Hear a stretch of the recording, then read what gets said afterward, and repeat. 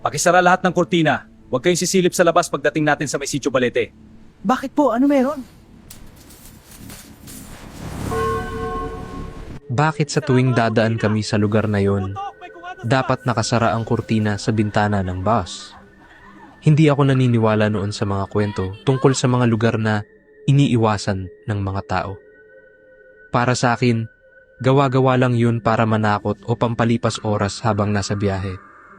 Kaya nung sumakay ako ng lumang provincial bus, papuntang Isabela para bisitahin ang pinsan ko, wala talaga akong pakialam sa mga naririnig kong bulungan ng mga pasahero. Gabi yung biyahe namin noon. Malakas ang ulan at halos wala nang makitang ilaw sa labas ng bintana. Yung bus namin luma na, maingay ang makina at amoy basa yung mga upuan. Konti lang yung sakay kaya tahimik halos lahat. Nasa bandang gitna ako nakaupo nang mapansin kong biglang tumayo yung konduktor. Pakisara lahat ng kurtina. Huwag kayong sisilip sa labas pagdating natin sa may Sitio Balete. Biglang natahimik yung mga pasahero. Yung iba, parang sanay na. Kasi walang tanong-tanong na hinila agad yung kurtina. Pero yung iba, halatang kinabahan. Napangisi pa ako. Seryoso ba sila? Bulong ko sa katabi kong matandang lalaki. Hindi siya sumagot agad. Nakatingin lang siya sa akin na parang may gustong sabihin, pero nagdadalawang isip. Pagkatapos, mahina niyang sinabi, Pag may nakita kang kamukha mo sa labas, huwag mo papansinin. habang umaandar yung bus, napansin kong bumabagal kami. Ramdam ko rin na parang lumamig yung hangin sa loob kahit sarado lahat ng bintana. Yung driver, tahimik lang, pero kita kong mahigpit yung hawak niya sa manibela. Tapos may Ma, may batang tao sa umiyak sa labas. unahan. Huwag kang titingin. Kahit sarado yung kurtina, may naririnig akong parang mga yabag sa bubong ng bus. May ilang pasahero na nagdasal na. Curious talaga ako noon, kaya dahan-dahan kong iniangat ng konti yung kurtina. At dun ko nakita, may mga tao sa gitna ng kagubatan. Nakatayo lang sila sa ulan. Hindi gumagalaw. Lahat sila nakangiti. Tapos may isa sa kanila na unti-unting lumingon sa akin. At ako yung mukha niya. Eksaktong ako. Parehong buhok. Parehong mata. Pero yung ngiti niya sobrang lawak. Parang hindi na tao.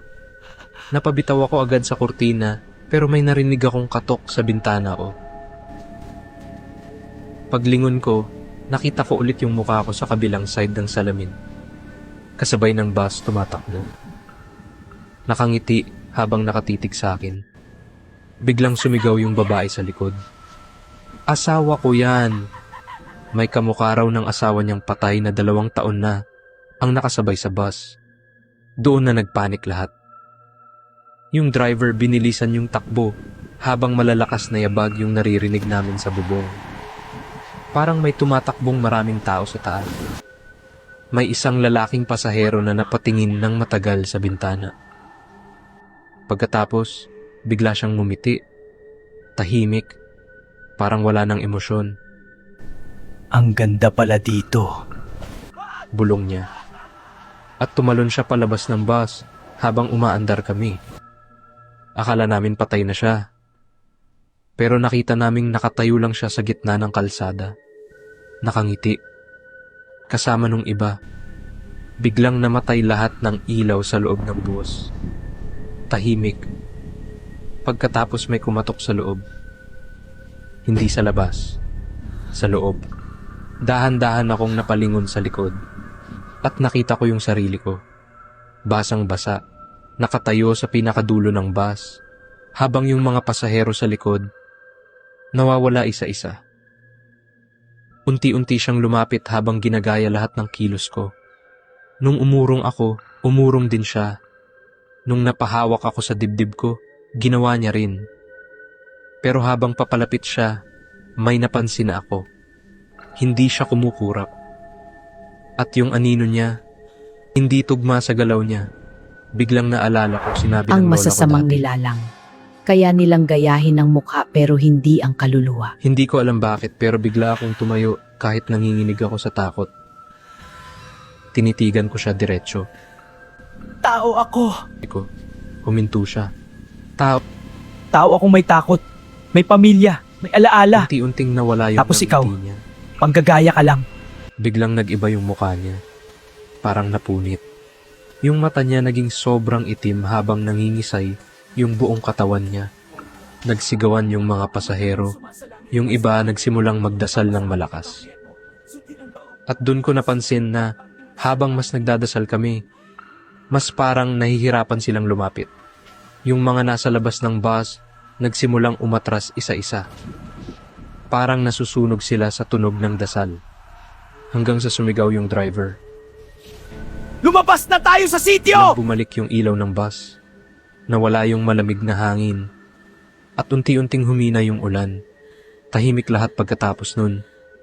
Yung ibang pasahero, umiiyak. Yung matandang katabi ko, napangiti sa akin ng mahina. Hindi ka nila nakuha. Pagdating namin sa terminal, sumikat na yung araw. Normal ulit lahat. Pero bago bumaba yung matanda, may sinabi siya sa akin na hindi ko makakalimutan. Hindi lahat ng nawawala pinapatay. Yung iba nakakalimutan lang kung sino talaga sila. Mula noon, hindi na ako nang husga sa mga lumang babala ng matatanda. Hindi man natin nakikita lahat ng bagay sa mundo. Hindi ibig sabihin na hindi sila totoo. Minsan, yung sobrang kumpiyansa at katigasan ng ulo, yun pa yung naglalagay sa atin sa panganib. At natutunan ko rin na kahit gaano katakot ang isang bagay, hindi nito kayang kunin kung sino ka hanggat kilala mo yung sarili mo. At hindi mo hinahayaang lamunin ka ng takot.